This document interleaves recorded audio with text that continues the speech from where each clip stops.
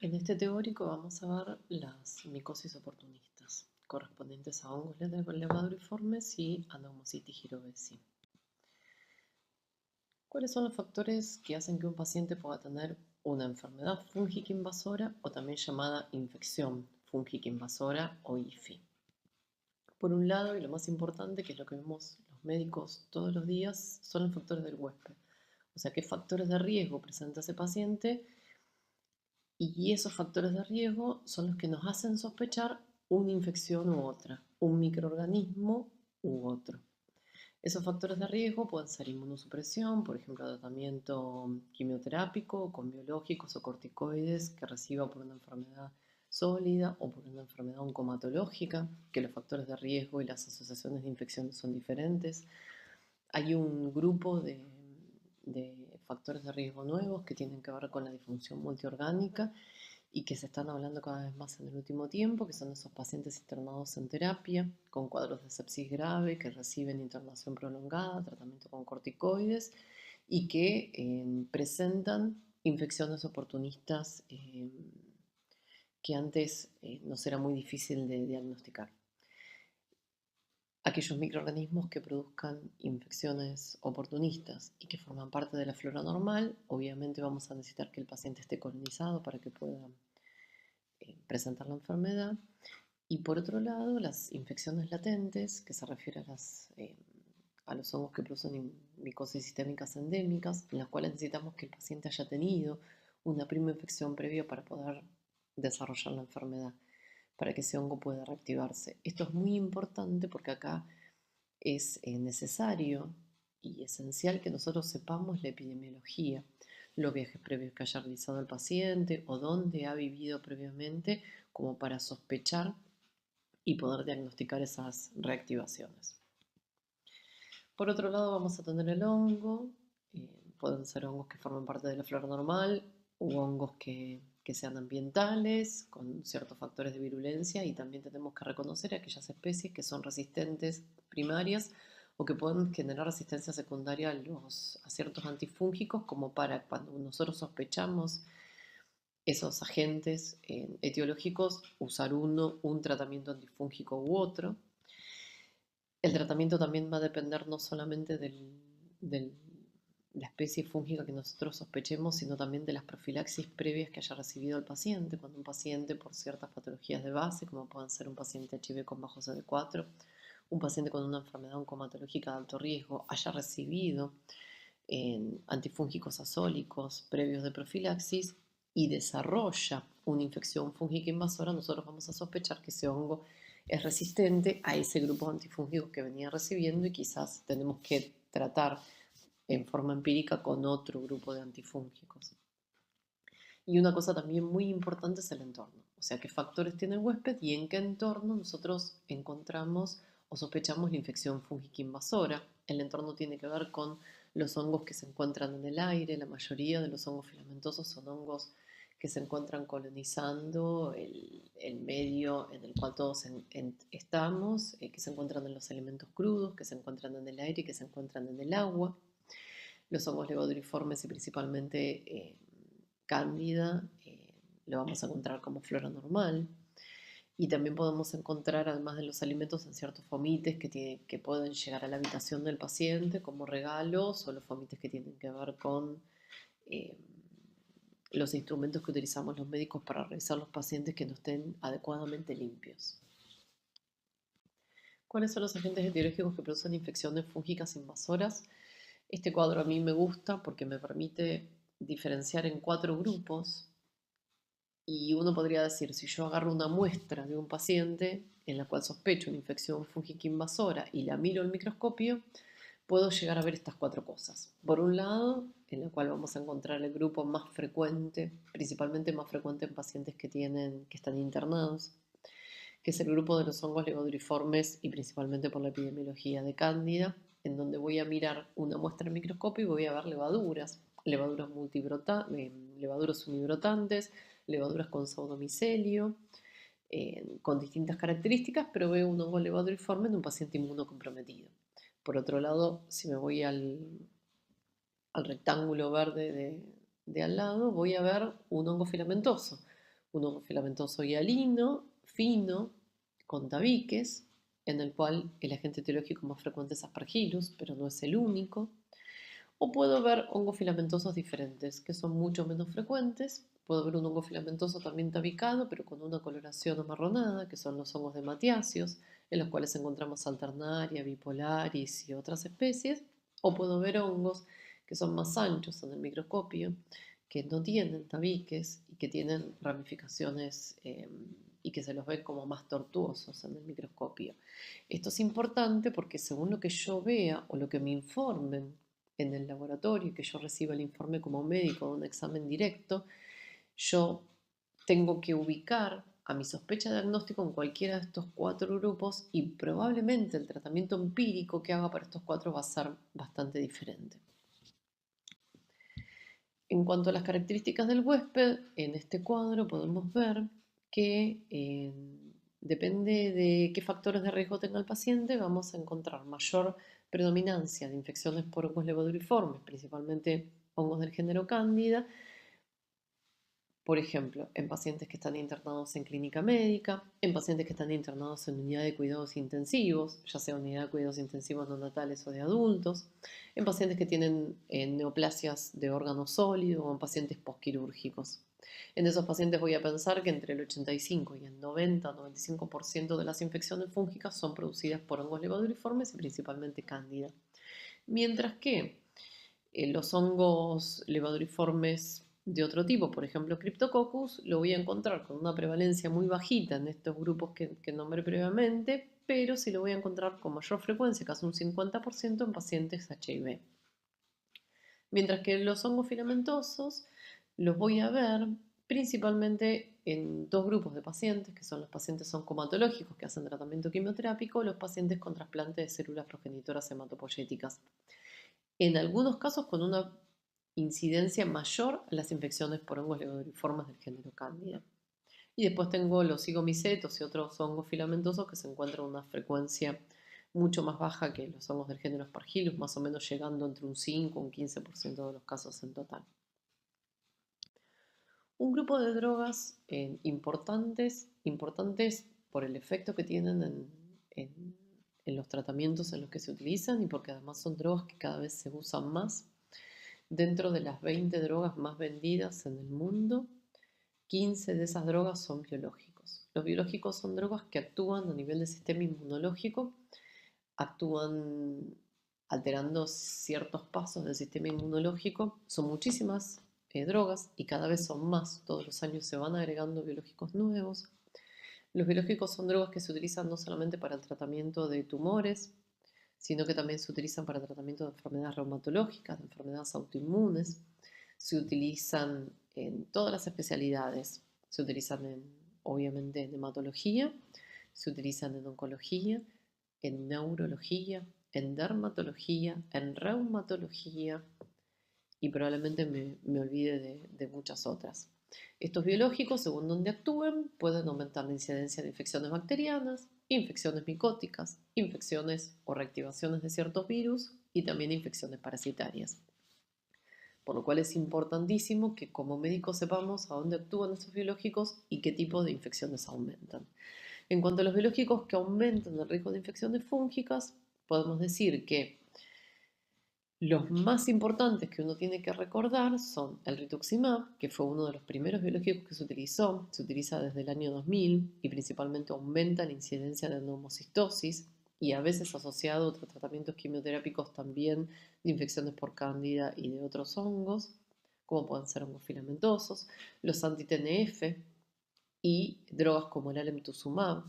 En el último tiempo aparecieron otros biológicos que tiene que ver con los inhibidores de la tirosinquinasa, que son drogas que se vieron en los últimos años aumentar la incidencia no solamente de infecciones por neumocistis, sino de infecciones fúngicas por hongos filamentosos y algunos hongos levoduriformes, como por ejemplo Cryptococcus. Fíjense que el riesgo de IFI de los inhibidores de la tirosinquinasa es aumentado, en este caso, aumentado en el caso del ibrutinib y la calabrutinib, y moderado en el resto. Y el riesgo de infecciones por pneumocitis es tan alto que para los pacientes que hacen tratamiento con cualquiera de estas drogas hay que usar profilaxis para prevenir la neumonía por pneumocitis girovesi. Además de estos, a veces algunos de estos biológicos también requieren profilaxis para infecciones, para prevenir infecciones virales como por ejemplo herpes o varicela zoster. Son pacientes que requieren prevención con vacunas, así que es importante conocerlos y es una lucha de todos los días ir agregando las drogas nuevas y los efectos que van teniendo y cuáles requieren profilaxis o cuáles requieren, como por ejemplo estos que tienen riesgo moderado o aumentado, una búsqueda más exhaustiva y una sospecha más importante de las infecciones que este paciente puede tener. Vamos a hablar de la primera infección, que es la candidiasis invasora. Eh, es la infección más frecuente por hongos levaduriformes. La cuarta causa de hemocultivos positivos dentro del hospital tiene que ver con cándida, a veces la tercera, más o menos entre el 8 al 10% de todas las infecciones intrahospitalarias son producidas por cándida. La mortalidad promedio es esa, entre 25 y 38%, pero algunas formas clínicas o algunas especies tienen una mortalidad más alta. La mayoría de las infecciones por cándida son intrahospitalarias y a pesar de los esfuerzos en el diagnóstico y a veces en algunas pautas que tienen que ver con la prevención o el tratamiento antifúngico anticipado, la incidencia de las infecciones por cándida no ha disminuido.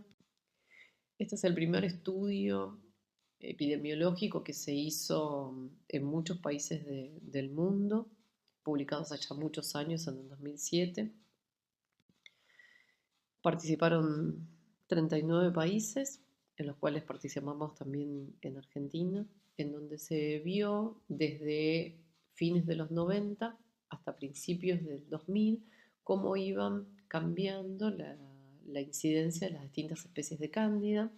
Lo que sí podemos decir que las cándidas más frecuentes las encontramos entre estas primeros 5 especies. Candida albicans es la más frecuente de todas, pero lo que sí se puede observar en este gráfico y que sí sigue pasando en el último tiempo es que Candida albicans parte de una incidencia de 73%, en 97-98, en el 2003 62% y en el último tiempo la incidencia no pasa más allá del 50% en la mayoría de los centros. Hay centros que tienen mayor incidencia de otras especies que de Candida albicans. La disminución del porcentaje de infecciones por Candida albicans tiene que ver con el aumento de las infecciones por otras especies, que pueden ser algunas especies resistentes, como Candida glabrata, Candida krusei, o especies que suelen aparecer en pacientes con enfermedades oncomatológicas o tumores como Candida tropicalis o Candida parapsilosis, que ya vamos a hablar más adelante. Candida albicans sigue siendo la especie más frecuente en la mayoría de los centros. Tiene que ver con colonización del tracto gastrointestinal y genital y generalmente la puerta de entrada de las infecciones por Candida albicans es por translocación digestiva. La infección en la mayoría de los casos es endógena y lo que podemos observar es esta disminución de la incidencia en los últimos años. Candida glabrata es una cándida que no tiene una incidencia muy aumentada en nuestro medio, sí en países como Estados Unidos, en donde la incidencia es del 20, 24, 22%. En Latinoamérica la incidencia puede ser del 5, 7 o 10% en la mayoría de los casos.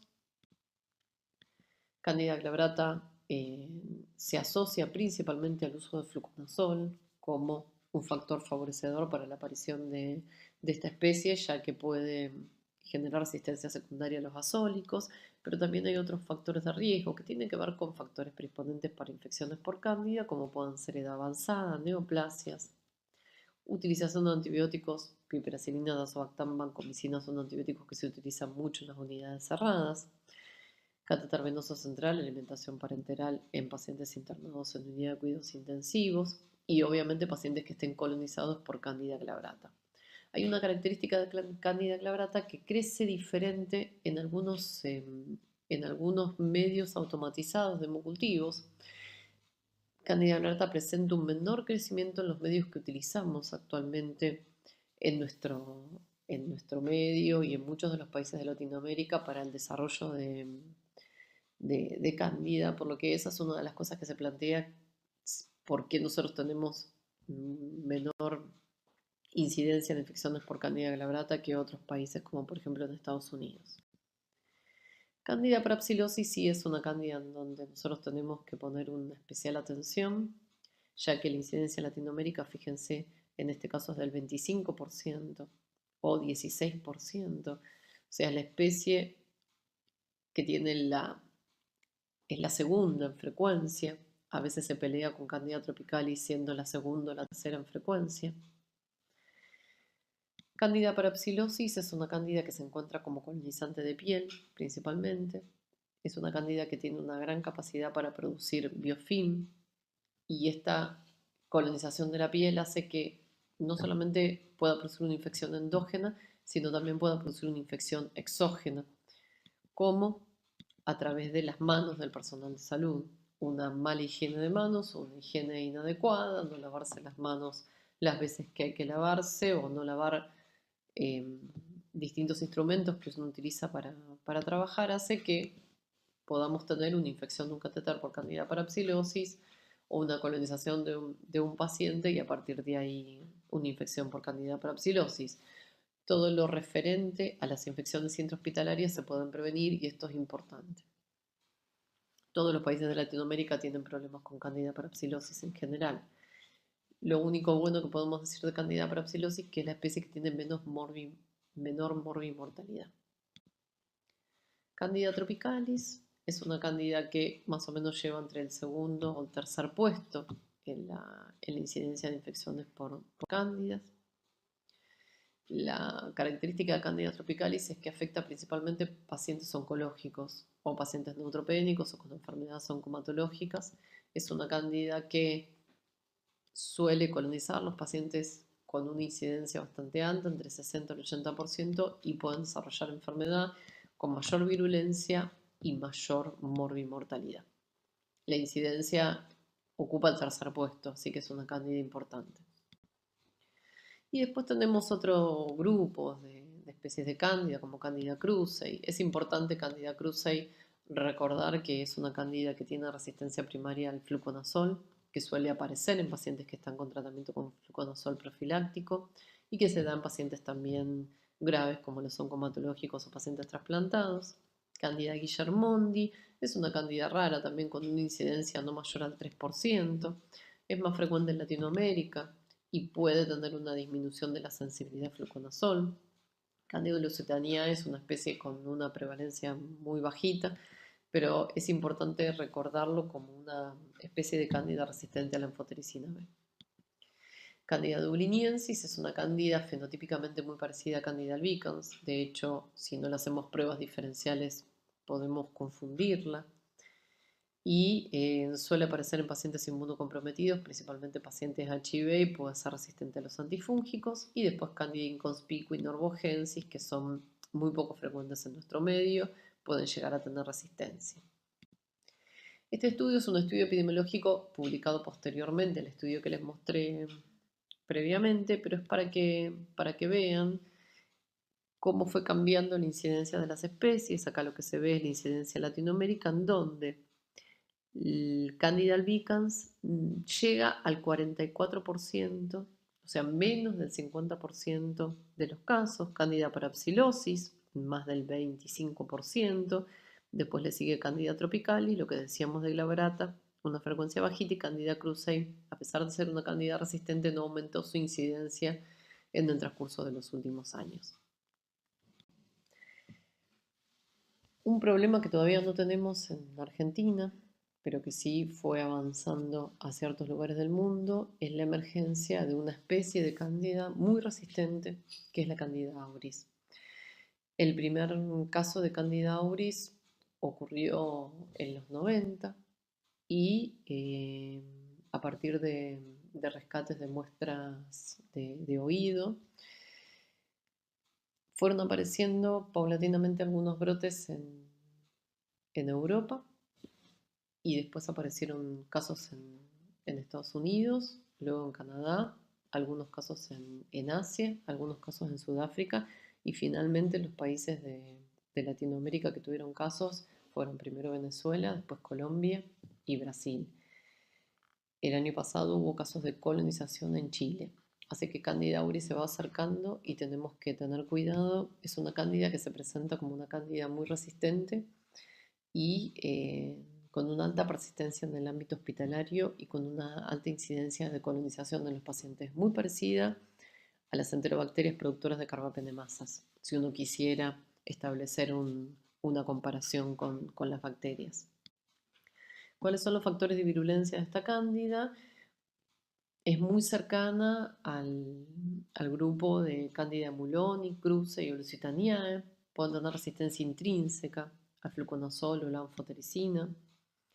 Comparte muchos factores de virulencia con Candida albicans, proteinasas, fosfolipasas. Es tolerante a la sal, de hecho eso se utiliza como un medio para el aislamiento de esta cándida.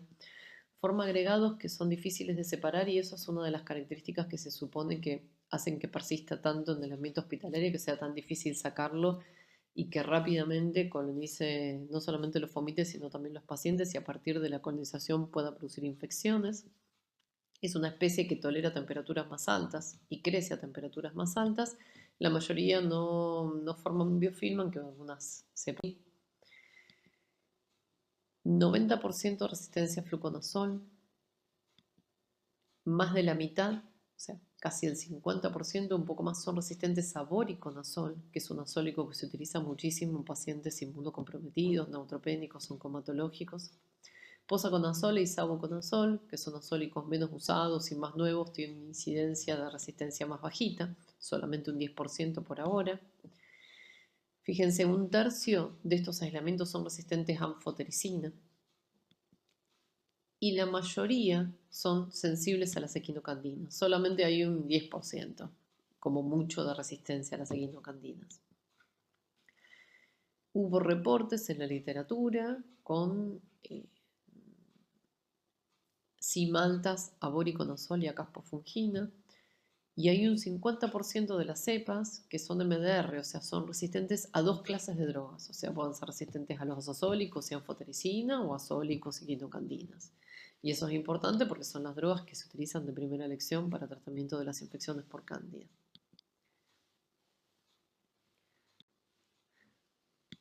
¿Cuáles son los factores de riesgo para que un paciente pueda tener una infección por cándida? Ya hablamos de los pacientes que hacen tratamiento con quimioterapia, de los pacientes que tienen enfermedades oncológicas o oncomatológicas y obviamente la neutropenia es un factor de riesgo para que un paciente pueda desarrollar una infección por cándida. Pacientes trasplantados, tanto trasplante de órganos sólidos como trasplante de células progenitoras hematopoyéticas. Pacientes que tengan alteración de la integridad de la piel, como puede ser un gran quemado. Pacientes que tengan alteración de la mucosa. Es muy característico en los pacientes que hacen tratamiento quimioterápico que desarrollen mucositis. La mucositis es una gran inflamación de toda la mucosa del tracto gastrointestinal y esa mucositis hace que los patógenos que están en el tracto gastrointestinal puedan traslocar fácilmente a través de esa mucosa alterada. Y Candida se ve favorecida por la aparición de la mucositis. Tratamiento con corticoides en altas dosis, que muchas veces se asocia a tratamiento quimioterápico a los pacientes. Ya hablamos de la quimioterapia. La presencia de cualquier catéter venoso central, obviamente un catéter venoso central con alimentación parenteral, o cualquier dispositivo protésico, como puede ser una prótesis de cadera, una prótesis de columna, una válvula cardíaca que tenga un paciente, favorece la colonización y por lo tanto la infección de las especies de cándida en este paciente. Un paciente que esté internado en terapia es un paciente que con el correr de los días va aumentando su incidencia y las probabilidades de desarrollar una infección por cándida. Los pacientes en terapia son pacientes que tienen tratamiento antibiótico, que seleccionan las infecciones por cándida, son pacientes que tienen sondas vesicales, son pacientes que tienen catéter venoso central, muchas veces nutrición parenteral y que a veces reciben tratamiento quimioterápico. O sea, van sumando factores de riesgo y por lo tanto van aumentando el riesgo de desarrollar infecciones por este hongo. Hemodiálisis, principalmente a través de la utilización de un catéter. cualquier paciente que tenga una patología gastrointestinal es un paciente que va a tener un mayor riesgo de desarrollar infecciones por cándida. Puede ser una perforación, puede ser un paciente posquirúrgico, puede ser una enfermedad inflamatoria que afecta el intestino.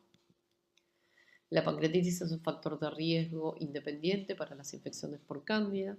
Obviamente, si el paciente está colonizado por cándida, va a tener riesgo de infecciones por cándida, y cuanto mayor colonización tenga, mayor es el riesgo de infección. Y la diabetes es un factor de riesgo característico para el desarrollo de estas infecciones. En cuanto a la edad de aparición de las infecciones por cándida, podemos decir que en pacientes mayores a 65 años y menores a un año encontramos la mayor incidencia en edades. Característicamente, el paciente que desarrolla una infección intrahospitalaria por cándida es el paciente que está en terapia con un mayor riesgo de desarrollar infección por cándida que el paciente que está internado en la sala general. El paciente ingresa a terapia, entre un 5 y un 15% de los pacientes se encuentran colonizados. Estos pacientes son pacientes que están internados en forma prolongada, con un promedio más o menos de 22 días, que tienen nutrición parenteral total, tratamiento antibiótico, cirugía, porque quizás ingresan a terapia en posquirúrgico, y más si es una cirugía abdominal. Después de todo eso, la colonización aumenta entre el 50 al 80%. Y ese porcentaje puede llevar entre un 5 o un 30% que esos pacientes desarrollen una infección invasora por cándida. En cuanto a los pacientes que tienen trasplante de órgano sólido, los que en general la mayoría de los trasplantes de órgano sólido tienen mayor incidencia de infecciones por cándida que de hongos filamentosos como pueden ser Aspergillus, salvo el trasplante de pulmón, que obviamente tiene mayor incidencia de infecciones por Aspergillus por el órgano que está comprometido, que habitualmente puede estar colonizado por conidios de Aspergillus. Y tenemos que recordar que la infección por criptococo también se asocia mucho a los pacientes que tienen trasplante renal. En cuanto a la patogenia de las infecciones por cándida, en un paciente que tiene tratamiento antibiótico y una alteración de la flora del tracto gastrointestinal con selección de bacterias multiresistentes o de hongos levodriformes, más frecuentemente de cándida, o un paciente que tiene un catéter venoso que está colonizado por este hongo, y a partir de ahí podemos desarrollar una infección. El hongo llega a la sangre, desarrolla una candidemia y luego afectación de otros órganos. Los factores de riesgo para que cándida trasloque, además de los tratamientos antibióticos, son la hipotensión, que es un factor de riesgo que tienen la mayoría de los pacientes que están internados en terapia, la obstrucción intestinal, que se refiere a pacientes quirúrgicos, pacientes antes de la cirugía, o pacientes que desarrollan fecalomas o bolo fecal, que también es una complicación bastante frecuente en los pacientes que están internados, quietos y probablemente dormidos en terapia, y esa obstrucción puede aumentar la colonización de estos hongos levodriformes y por lo tanto de la traslocación y la alimentación parenteral, que por un lado favorece una colonización e infección del catéter y por otro lado también favorece la traslocación gastrointestinal.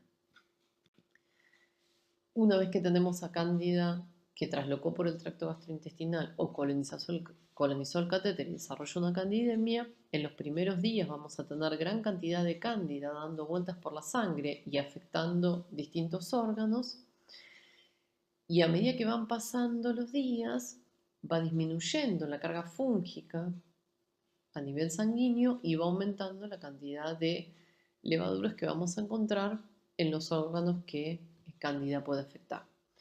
Por lo tanto, las formas clínicas que podemos encontrar en una candidemia son, primero, la candidemia, que es candidemia encontrar cándida en la sangre solamente. Después podemos encontrar una candidiasis aguda o una candidiasis crónica, pero una forma diseminada, o sea, cándida que no lo encontramos tanto en la sangre, sino que lo encontramos afectando distintos órganos que ahora vamos a ver, hasta producir una forma multiorgánica de sepsis severa. ¿Cuáles pueden ser las localizaciones en las cuales vamos a encontrar cándida? El tracto urinario. La mayoría de estos pacientes son pacientes que tienen una sonda vesical, y la sonda vesical es un factor de riesgo para el desarrollo de infecciones urinarias, no solamente por cándida, sino también por bacterias. Las infecciones intraabdominales ya las hablamos, la peritonitis o las perforaciones, que en general son infecciones asociadas a otros microorganismos. La endoftalmitis, que es por émbolos sépticos en pacientes que pueden desarrollar una endocarditis, por eso siempre en estos pacientes hay que hacer un fondo de ojo. La mediastinitis en un paciente con una cirugía de tórax o una cirugía cardiopulmonar.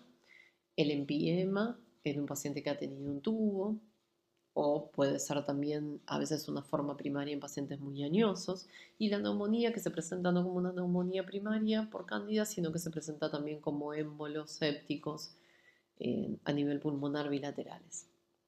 Podemos encontrar infecciones osteoarticulares, émbolos sépticos a distancia o infecciones asociadas a prótesis, meningitis muy frecuentes, más frecuentes en pacientes que tienen neurocirugías previas. Endocarditis es una complicación que siempre se busca cuando uno tiene una cándida en la sangre. Y las formas clínicas se las llama así candidemia, cuando le hicimos todos los estudios al paciente y no encontramos ninguna de las cosas que nombramos antes y solamente tiene cándida en la sangre. Candidiasis diseminada aguda, cuando tenemos uno o más órganos afectados.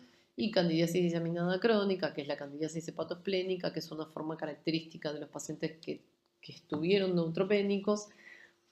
Probablemente cuando hacen la neutropenia hacen la candidemia, esa cándida suele localizarse más frecuentemente en el hígado o en el hígado y en el vaso, y cuando el paciente recupera neutrófilos hacen abscesos. Entonces el paciente recupera neutrófilos, está mejor, está por irse a la casa y empieza con fiebre. Abscesos hepatoesplénicos sin cándida en el hemo. ¿Por qué? Porque ya pasó bastante tiempo y la carga fúngica en el hemocultivo disminuyó y tenemos mucha cándida en el hígado y en el vaso, y por eso se la llama diseminada crónica, porque suele aparecer un tiempo más tarde. Estas son algunas fotos de cómo podemos ver un paciente con una infección diseminada por cándida. En menos de un 10% de los casos, lo que vamos a ver son lesiones en piel, que no son para nada lesiones patognomónicas, porque las podemos encontrar producidas por hongos filamentosos, podemos encontrar estas lesiones en piel también producidas por bacterias, como pueden ser estáfilo o pseudomonas, en el caso del ectima gangrenoso.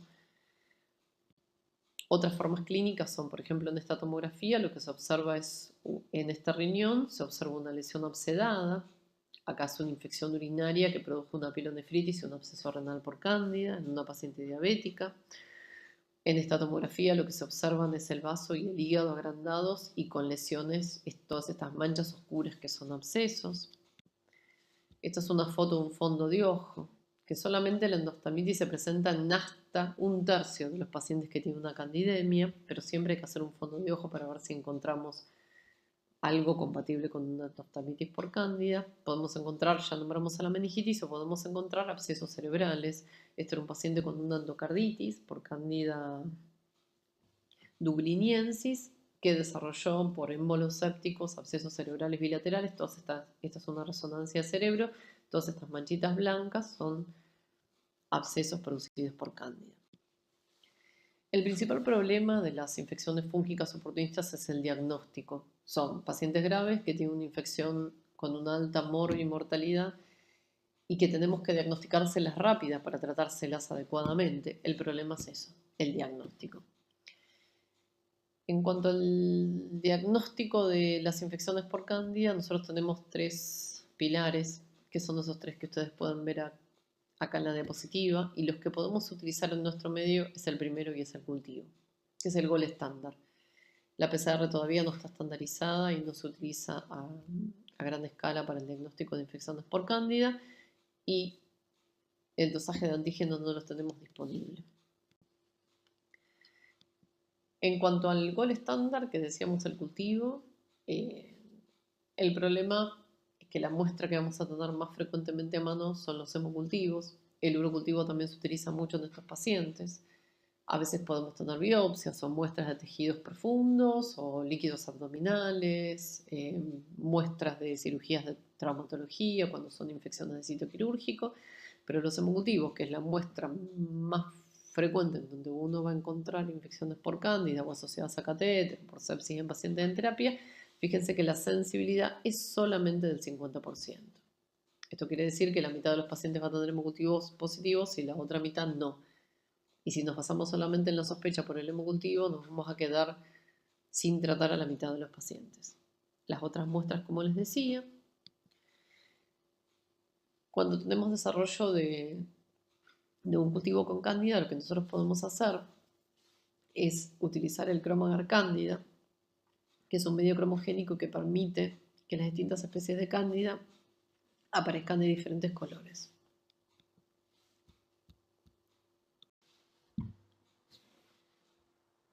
En cuanto a los hemocultivos, una cosa que es importante tener en cuenta es que para algunos microorganismos fastidiosos, el volumen de sangre que uno ponga en cada frasco de hemocultivo automatizado es importante.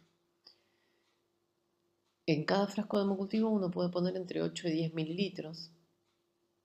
Podemos hacer entre 2 o 3 hemocultivos en cada paciente.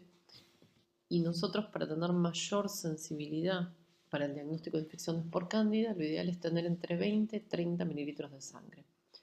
Esto quiere decir sacarle al menos 3 muestras de hemocultivos con 10 mililitros de sangre cada uno. Esto en la práctica es algo que en la mayoría de los casos no se puede cumplir, porque la mayoría de estos pacientes son pacientes que están internados en terapia, en los cuales es muy difícil sacarles sangre. Son pacientes que se les está sacando sangre todos los días para muchas determinaciones y a veces se les sacan 10 mililitros y se reparten para diferentes cosas que el paciente tenga. Lo importante es que cuando uno sospecha una infección por cándida tiene que acordarse que el volumen es importante y de hecho desde el 2012 hay recomendaciones que si uno sospecha una infección por cándida debe hacer por lo menos 4 muestras de hemocultivos a un paciente de alto riesgo. ¿Cuánto tardan los hemocultivos en aparecer positivos? Los hemocultivos automatizados son hemocultivos que tienen la característica de aparecer positivos más rápido que los hemocultivos que no lo son, pero hay algunas especies que aparecen más precozmente. O sea, yo tomo la muestra de hemocultivo, lo pongo en la estufa y antes de las primeras 24 horas puedo tener el desarrollo de Candida tropicalis o Candida krusei. Candida parapsilosis aparece entre las 30 y 37 horas, o sea, más de 24, más de un día. Después me aparece Candida albicans, casi a los 2 días, 37 horas Candida auris, 39 horas Candida albicans. Y la Candida glabrata, que es esta que decíamos que puede ser resistente, que tiene un crecimiento diferencial en los hemocultivos, no crece tanto en los hemocultivos automatizados que utilizamos en nuestro medio y que además aparece tardíamente. Candida glabrata tiene la característica de aparecer entre el tercer al cuarto día. Entonces, esto es importantísimo. ¿Por qué? Porque el paciente se muere menos si nosotros le empezamos un tratamiento adecuado para cándida antes de las 24 horas de la infección. Si nosotros esperamos el hemocultivo positivo, en la mayoría de estos casos llegamos tarde a hacer un tratamiento. O sea, es importante tener un diagnóstico más precoz con el hemocultivo o un tratamiento empírico. O sea, sospecharlo y tratarlo empíricamente y después ver el resultado de los hemocultivos. ¿Cuáles son las técnicas que nosotros podemos hacer, que podemos utilizar en la actualidad para el diagnóstico de infecciones por cándida? Esta diapositiva está muy buena porque compara las distintas técnicas. Yo les podría decir que nosotros tenemos disponible lo último, esta última raya, la más prolongada y la que tarda más en diagnosticar una infección por cándida es esta, y esta es la que tenemos disponible en la mayoría de los lugares. O sea, utilizamos los métodos convencionales, hemocultivos automatizados. El hemocultivo se le toma al paciente, se pone en la estufa. Dentro de las primeras 12 horas el hemocultivo puede aparecer como positivo. Le hacemos las técnicas para identificar a esa cándida en este caso. Hasta acá tardamos más o menos 36 horas y después tenemos 24 horas más para terminar la identificación y darle el diagnóstico al médico. O sea que más o menos, fíjense, tardamos 60 horas en tener un resultado de una infección por cándida. Si utilizamos técnicas de identificación más rápidas, como puede ser el PNA-FISH, o en nuestro medio se está utilizando en varios centros en Malditov, vamos a hacer lo convencional, que es tomarle el hemocultivo al paciente, ponerlo a incubar, pero Cuando el hemocultivo se hace positivo, yo rápidamente hago la identificación. Y eso me acorta muchísimo el tiempo prolongado de 24 horas que hacíamos con el método más tradicional. El método de FilmArray es un método basado en PCR bastante caro y que lo utilizan poco. Y este último método acá arriba, que es el más rápido, que fíjense que acorta el tiempo en horas, en 3 o 4 horas yo puedo saber que un paciente tiene una infección por cándida y tratarlo dirigido con una alta sensibilidad y especificidad. Es una técnica muy cara que utiliza una PCR asociado a resonancia magnética. Se está utilizando en la actualidad en Europa y en Estados Unidos, pero no creo que llegue a Latinoamérica. Pero bueno, se las comento porque quizás en el futuro ustedes la tengan disponible. T2 Candida, y también se utiliza para bacteriología. En cuanto a la detección de antígenos, los antígenos en el último tiempo han aparecido como técnicas rápidas para el diagnóstico microbiológico. Se utilizan antígenos para el diagnóstico de hongos filamentosos como Aspergillus. Y en el caso de las infecciones por cándida, el dosaje de beta-D-glucano puede ser muy importante porque tiene un alto valor, tiene una sensibilidad bastante buena, 77-81%. Es una técnica bastante dificultosa de hacer y bastante cara.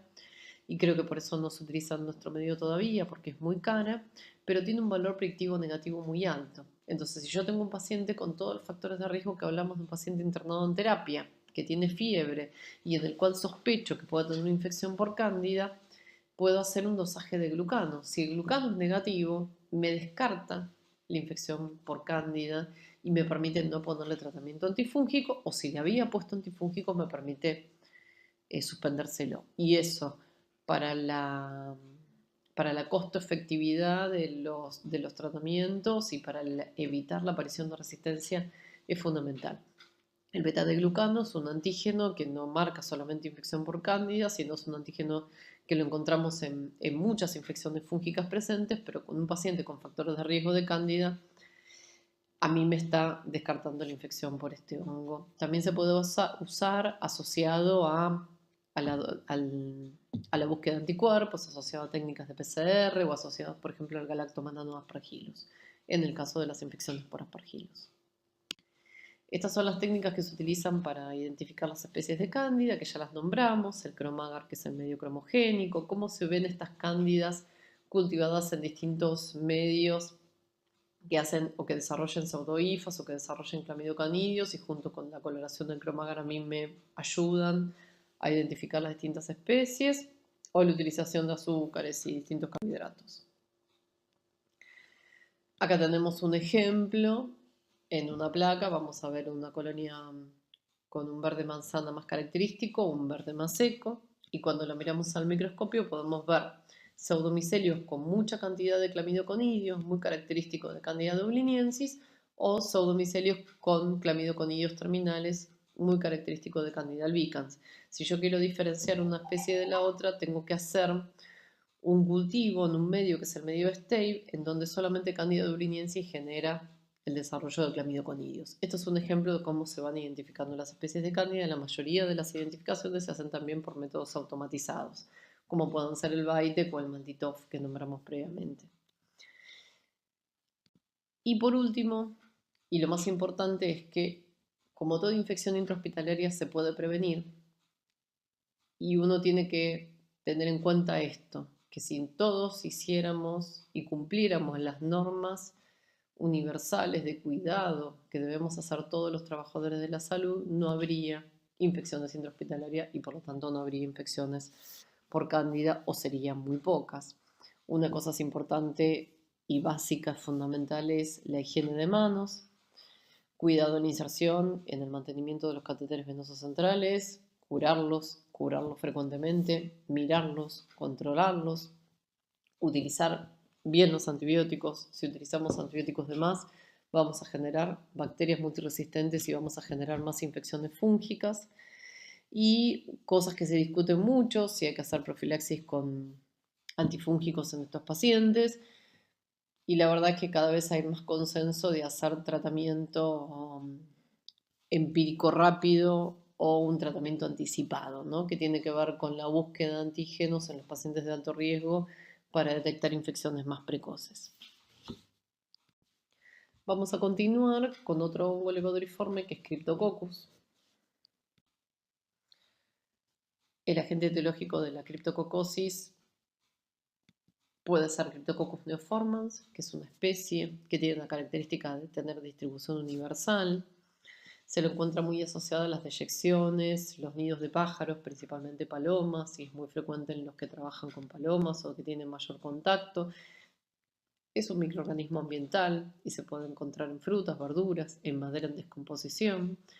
Hay dos variedades de Cryptococcus neoformans. Cryptococcus neoformans variedad Gruby, que es el que se encuentra en Sudamérica, y Cryptococcus neoformans variedad neoformans, que es el que se encuentra principalmente en Europa y en Estados Unidos.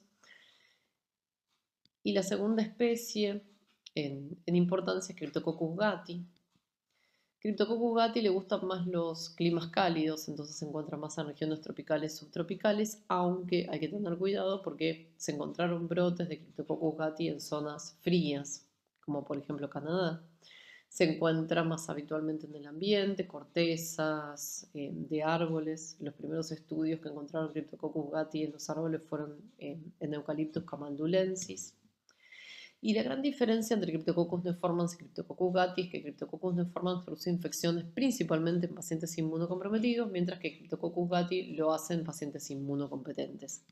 Hay otras especies de Cryptococcus, como Albidus laurenti, que suelen ser Cryptococcus raros y que cuando aparecen uno duda si realmente es un hongo patógeno o es un colonizante, porque como pueden estar en el medio ambiente, también pueden estar como colonizantes o como contaminantes de las muestras. La forma sexuada de Cryptococcus es una basides con, con esporos sexuados externos, y la forma sexuada de Cryptococcus neoformans se llama Phyllobacidilla neoformans y de gattii Phyllobacidilla bacillispora. En cuanto a la patogenia de Cryptococcus gattii, los elementos infectantes pueden ser las blastoconidias de las levaduras o los basidiosporos, que son más pequeños. Estos ingresan por vía inhalatoria. En el alvéolo se termina produciendo una respuesta primero de fagocitosis y después una respuesta que lo que hace es frenar a la infección y frenar al hongo con formación de un granuloma. Ese granuloma puede durar muchos años en el pulmón. Cuando ese paciente desarrolla una inmunosupresión, puede reactivarse. La reactivación de las infecciones por Cryptococcus se produce principalmente en el pulmón, pero el órgano más afectado es el sistema nervioso central, porque Cryptococcus tiene un alto tropismo por sistema nervioso central. Puede pasar la barrera hematoencefálica a través de transitosis o a través de meterse dentro de los macrófagos. Los pacientes que van a desarrollar mayor frecuencia de infecciones por criptococcus son los pacientes HIV con bajo CD4, principalmente menos de 200, 150 CD4. Pacientes con trasplante de órgano sólido, ya nombramos al trasplante renal como el trasplante de órgano sólido más frecuente. Pacientes que tienen linfoma que hacen tratamiento con quimioterapia en una frecuencia no mayor a un 5% de los casos. Pacientes con altas dosis de corticoides, las pacientes embarazadas sin otra enfermedad yacente por el embarazo en sí son pacientes que pueden tener mayor incidencia de infecciones por criptococo. Y después tenemos las enfermedades autoinmunes, el lupus, sarcoidosis, y cualquier linfocitopenia, cualquier descenso de linfocitos CD4 también se asocia a infecciones por criptococo. En cuanto a las manifestaciones clínicas de las infecciones por criptococo, ustedes podrán observar que la meningitis, la manifestación de afectación del sistema nervioso es muy frecuente, hasta el 90 y pico % de los pacientes HIV, mientras que en pacientes con trasplante de órgano sólido, pacientes HIV negativo, la incidencia es un poquito más baja, pero igual es bastante frecuente. La afectación pulmonar siempre está presente. Lesiones en piel suelen aparecer en pacientes inmunocomprometidos. En general, en pacientes HIV positivos es raro encontrar masas ocupantes en el sistema nervioso, menos del 5% de los casos, mientras que en pacientes inmunocompetentes en donde aparece Gattie produce mucho criptococoma y también criptococomas del sistema nervioso, y en pacientes HIV negativos también.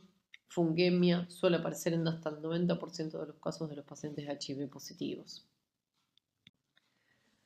En cuanto a los pacientes con trasplante de órgano sólido, lo que decíamos, la criptococosis se ve más frecuentemente en el trasplante renal y mucho menos en los otros tipos de trasplante. En general, es muy frecuente encontrar lesiones en el pulmón, aunque no sea la causa de manifestación del paciente. Podemos encontrar lesiones en el vértice, en una radiografía, como en el caso de esta foto, o en una tomografía de un paciente con una leucemia que hacía tratamiento con quimioterapia, nódulos pulmonares, nódulos cavitados, derrame pleural. A nivel del sistema nervioso, lo que encontramos en la mayoría de los casos es esto. En esta resonancia lo que se observa es un poquito de realce en las meninges que confirman una meningitis, que no es para nada patognomónica de criptococo. Cualquier meningitis tiene realce del contraste. Y lo que podemos observar en un menor porcentaje de casos son estas masas ocupantes, que acá están colocadas a nivel bilateral y son pseudoquistes producidos por criptococo. También podemos tener criptococomas, pero son muy poco frecuentes en pacientes HIV positivos.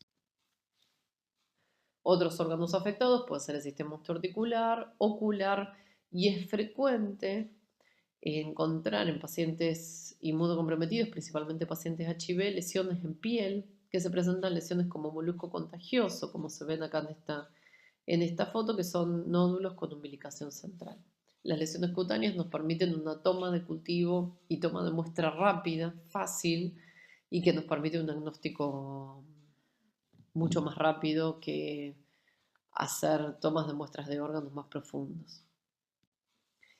Dijimos que el diagnóstico en las infecciones fúngicas oportunistas es difícil. En el caso de la criptococosis esto no pasa. La verdad que la sensibilidad del diagnóstico es bastante buena.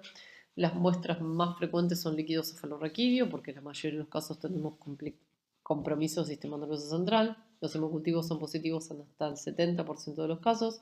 Podemos encontrar muestras respiratorias, muestras de piel. Y lo que buscamos es la visualización en el método directo de la levadura que le ponemos tinta china para poder observar la cápsula.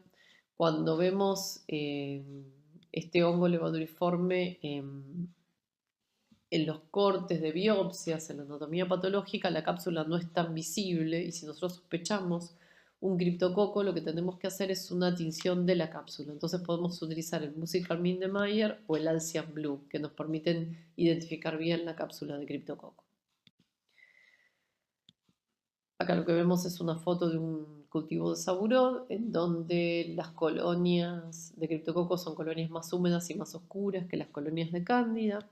Podemos hacer la prueba de la fenoloxidasa y la uriasa, que son positivas, y lo que podemos utilizar es la búsqueda del antígeno glucuroxilomanano, que es un antígeno de la cápsula de criptococo, que se puede utilizar por el método de aglutinación de partículas de látex o por la inmunocromatografía, que es un método nuevo que es un poquito más sensible todavía que el método de la aglutinación. Tiene una sensibilidad y una especificidad muy alta, y si nosotros tenemos un directo negativo de una muestra y sospechamos una infección por criptococo, podemos buscar antígeno de criptococo en sangre y en líquido cefalorraquídeo. También se puede hacer en orina. En algunos pacientes la sensibilidad es de más del 90% para la aglutinación y más del 95% para la inmunocromatografía, que además es un método más fácil de realizar, más rápido y más barato que la aglutinación. En cuanto a las infecciones por neumocistis,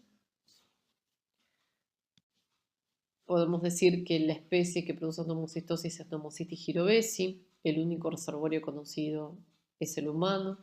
Tenemos el primer contacto con neumocistis en los primeros años de edad.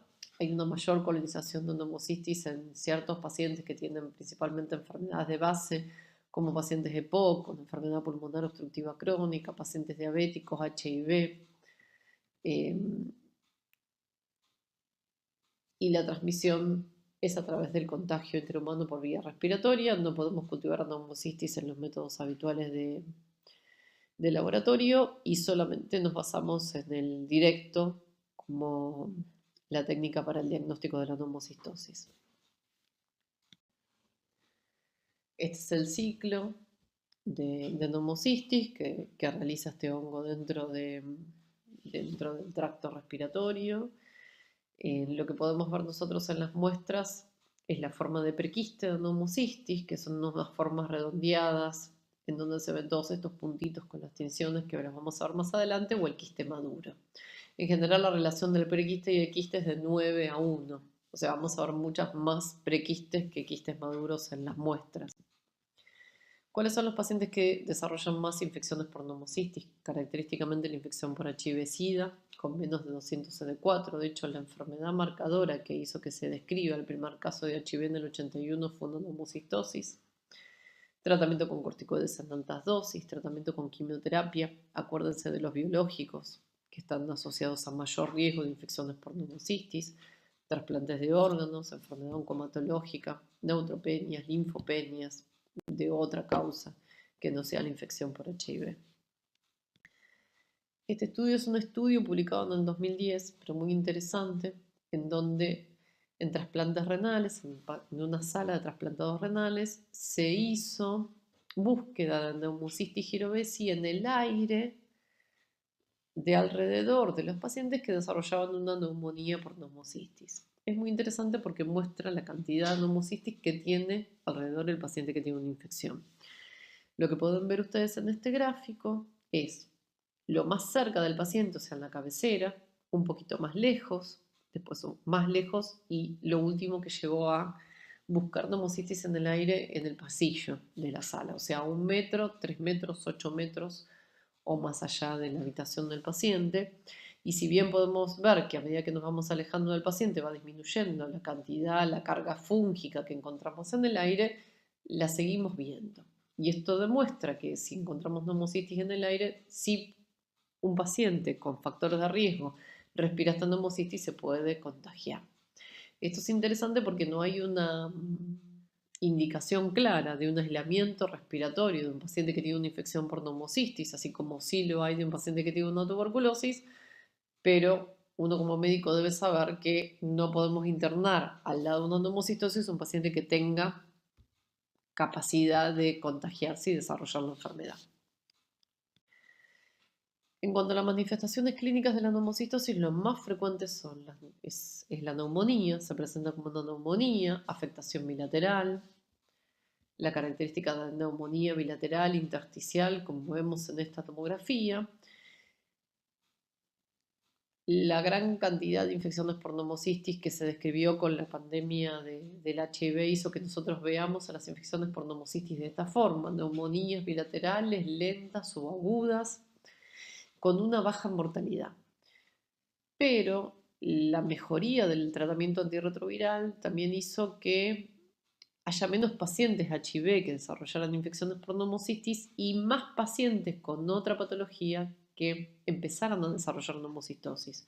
Los pacientes EPOC, los pacientes tratados con corticoides o los pacientes con tumores que hacen tratamiento con biológicos con corticoides o biológicos, corticoides y quimioterapia. ¿Cuál es la diferencia entre estos pacientes y los pacientes HIV? Principalmente la respuesta inmunológica. Y eso es importante porque nos cambia la mortalidad. Paciente HIV es un paciente con poca respuesta inflamatoria y una carga fúngica mayor, pero al tener poca reacción inflamatoria, porque tienen CD4 muy bajos y porque no pueden responder mucho contra la pneumocystis, hacen menos lesión pulmonar. Y fíjense que la mortalidad es de un 10 a un 20% como mucho. Mientras que los pacientes que tienen otro factor de riesgo son pacientes que en vez de aparecer en forma insidiosa, en forma lenta, aparecen en forma aguda, fulminante. Una neumonía grave que termina internado en terapia en 2 días. Más eosinofilia en el VAL, más respuesta inflamatoria, más lesión pulmonar, mayor mortalidad. Más o menos un 50% de mortalidad tienen estos casos. Por lo tanto, en estos pacientes, que son los pacientes que estamos menos acostumbrados a diagnosticar una pneumocistosis, tenemos que sospecharlo y tratarlo en forma empírica rápido, porque si no los pacientes se mueren. El diagnóstico se basa en el examen directo, con distintas técnicas. Acá lo que vemos es una coloración de Giemsa, en donde está marcado el prequiste, que era ese redondelito con los puntitos adentro. Podemos encontrar también quistes maduros que se ven bien en la coloración del Grocot, el calcoflúor, que es una técnica que nos aumenta la sensibilidad siempre para el diagnóstico de infecciones fúngicas, o el azul de tolaudina. Bueno, por último, vamos a hablar de las micosis sistémicas endémicas que pueden producir infecciones en pacientes inmunocomprometidos. En cuanto a la patogenia, esto ya es conocido, son hongos que están en el medio ambiente, que producen esporos externos, asexuados. Estos conidios son muy pequeños, ingresan fácilmente por vía inhalatoria y llegan al alvéolo. En el alvéolo son fagocitados y además hay una respuesta, que es una respuesta principalmente de tipo TH1, que termina produciendo formación de un granuloma. Hay una respuesta TH2 con producción de anticuerpos en las micosis sistémicas que no es protectora, pero sí es útil porque nos sirve para el diagnóstico, ya que el dosaje de anticuerpos nos es útil para hacer diagnóstico y por lo tanto tratamiento de cualquiera de las infecciones sistémicas endémicas. El problema de los anticuerpos en los inmunocomprometidos es que tienen menor sensibilidad en el diagnóstico. Una cosa importante que recalqué al principio, pero que lo vuelvo a decir ahora, es que si nosotros desconocemos la epidemiología de un viaje o de haber vivido hace muchos años en un área endémica de una micosis sistémica, no vamos a poder sospecharla y por lo tanto diagnosticarla en un paciente inmunocomprometido. Siempre el antecedente epidemiológico es esencial junto con el factor del huésped para sospechar cualquier infección oportunista, no solamente micótica. Bueno, vamos a hablar primero de la coccidioidomicosis. Coccidioides posadacis es la especie que encontramos en nuestro área precordillerana, que lo encontramos desde el norte hasta Río Hondo. Son áreas semiáridas, con pocas precipitaciones, mucho viento, que facilita la aerosolización de los clamidoartroconidios de cocci. La mayoría de los pacientes inmunocomprometidos desarrolla formas extrapulmonares, de entre el 30 al 50%. Son inmunocomprometidos. Además de localización pulmonar, vamos a encontrar localización de otros órganos, principalmente piel, sistema osteoarticular y meninges. Las lesiones en piel son lesiones ulceradas o nódulos con una ulceración central, con costra, más frecuentemente periorificiales. Las lesiones osteoarticulares se pueden presentar como una artritis séptica con formación de un puntito que drena material, indistinguible clínicamente de cualquier patógeno fúngico o bacteriano que produzca una artritis séptica, o se puede presentar también en forma de lesiones osteolíticas en distintos huesos.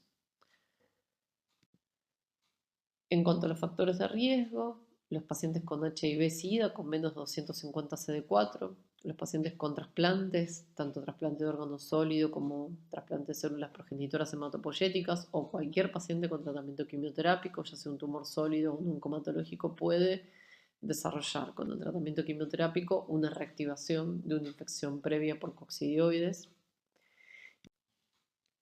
La forma clínica más grave que puede desarrollar la coccidiomicosis es la meningitis. Es una meningitis subaguda crónica, una meningitis a líquido claro, diagnóstico diferencial de la meningitis tuberculosa o la meningitis por histoplasma capsulatum, que se presenta en forma de una meningoencefalitis, manifestaciones de signos meningios pero con compromiso de sistema nervioso, alteración del estado mental, cefalea.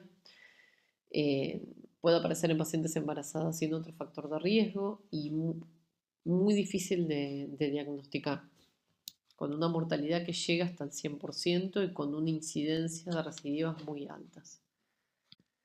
En cuanto al diagnóstico de las infecciones por coccidioides, las muestras en las cuales vamos a poder buscar a coccidioides es, en la mayoría de los casos, material respiratorio, hemocultivos es raro, es muy poco frecuente, muestras de biopsias profundas, podemos tener también muestras de líquido cefalorraquídeo, pero con una sensibilidad en el diagnóstico directo y en el cultivo muy baja. En el directo lo que vamos a observar son esferas con endosporos en el interior, que se ven mejor en fresco, sin coloración, o en las técnicas de coloración para hongos, como puede ser un paso o un GROCOT en la anatomía patológica. y tanto a 28 como a 37 grados estos hongos desarrollan la forma filamentosa, que es el desarrollo de filamentos hialinos con clamido artroconidios. Puede utilizarse el dosaje de anticuerpos, pero teniendo en cuenta que en pacientes inmunocomprometidos la sensibilidad baja muchísimo en el diagnóstico, casi llega al 80% en inmunocompetentes y en pacientes inmunocomprometidos desde un 50%. Puede utilizarse en algunos laboratorios técnicas de PCR, pero que no están automatizadas y el dosaje de anticuerpos también puede realizarse no solamente en suero, sino también en líquido cefalorraquídeo. En las meningitis crónicas, ya sea por coccidioides o por histoplasma capsulatum, puede, puede hacerse dosaje de anticuerpos en líquido cefalorraquídeo teniendo en cuenta que tengo que partir de un volumen de muestra muy importante, habitualmente de 10 mililitros, para poder concentrarlo y buscar anticuerpos por contrainmunoelectroforesis. En cuanto a la histoplasmosis, es producida por histoplasma capsulatum, se encuentran más en áreas más húmedas, con más temperatura, entre 20 y 30 grados. El área endémica característica de histoplasma es la pampa húmeda, teniendo una zona endémica también en el norte, en Salta.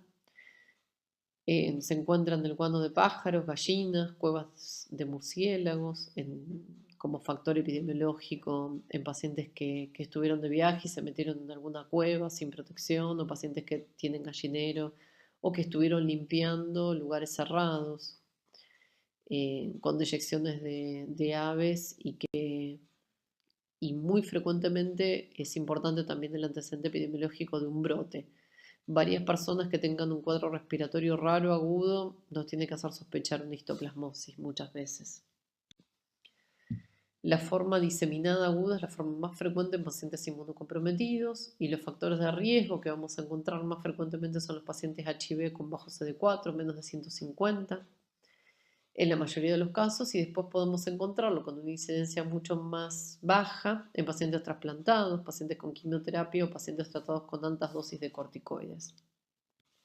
La forma diseminada se presenta más frecuente como lesiones nodulares bilaterales, más frecuentemente periféricas.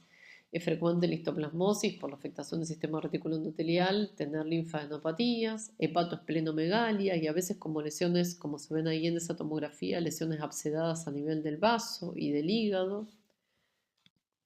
Estos son pacientes que tienen fiebre, que tienen aplasia medular por el compromiso de la médula, y el médulo cultivo es una técnica interesante con una sensibilidad en el diagnóstico bastante alta en pacientes HIV y que también sirve para cultivo para micobacterias. Podemos encontrar úlceras en la boca, pero en un bajo porcentaje de los casos, en pacientes HIV lo más frecuente es encontrar lesiones en piel.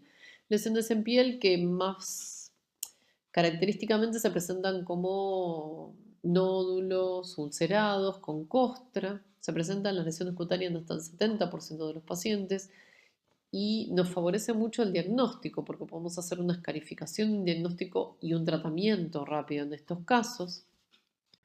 Otro tipo de lesiones en piel son lesiones como las que vemos en la ceja, una lesión ulcerada con una costra, una lesión pseudotumoral en la frente que parecía tener un diagnóstico neoplásico y terminó siendo una histoplasmosis o una celulitis en un paciente trasplantado. La afectación del tracto gastrointestinal es muy característica de los pacientes que tienen histoplasmosis diseminada aguda. Hasta el 90% tienen compromiso del tracto gastrointestinal y hasta el 10% aproximadamente se pueden presentar como una complicación abdominal, una perforación, un paciente que requiere una cirugía y ahí hacer el diagnóstico de la histoplasmosis. Al igual que la coccidioidomicosis, histoplasma capsulatum puede producir una meningitis. En general es más frecuente que se presente como una meningoencefalitis y es más frecuente que se presente en el contexto de una forma diseminada aguda. También con unas fallas del tratamiento y recaídas bastante importantes de 40%.